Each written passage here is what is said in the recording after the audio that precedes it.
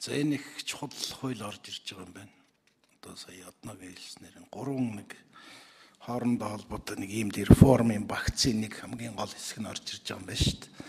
Тэгэхээр юуны өмнө бас ялангуяа засаглалынхаа талаар их юм зөрөгтэй шийдвэр гаргаж засаглалыг бие даасан байдал руу оруулах ийм яамны удирдлагад бас талархал илэрхийлэх зөв энэ их зөрөгтэй бас зөв болох юм байна гэж бодож байна.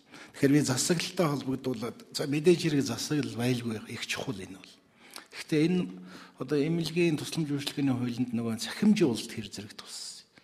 Энэ бол одоо манай өнөөдрийн одоо эмнэлгүүдээр цахим эмнэлэг тэгээд нэрн цахим мэдээллийн сан тэг нөгөө баркод ашигладаг нөгөө цахим тийм ээ.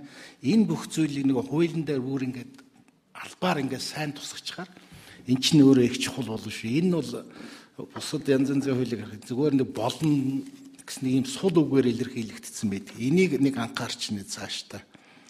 Өөрөөр хэлбэл өнөөдөр орчин үеийн эмнэлэг цааштай ингээ бие даасан болоод энэ залин бүнлүгөө өөрснөө мэддэг хүний нөөцийн асуудлыг энэ бол хажуугаар нь мэдээллийн технологийн орчин үеийн улсыг ашиглан цахимжуулалтын асуудлыг хуулийн дээр маш сайн суулгаж өгөөрэй гэдгийг хэлье. Хоёрдугаарт энэ даатгал, эрүүл мэндийн даатгал. Одоо чинь ингэж ярьж штий.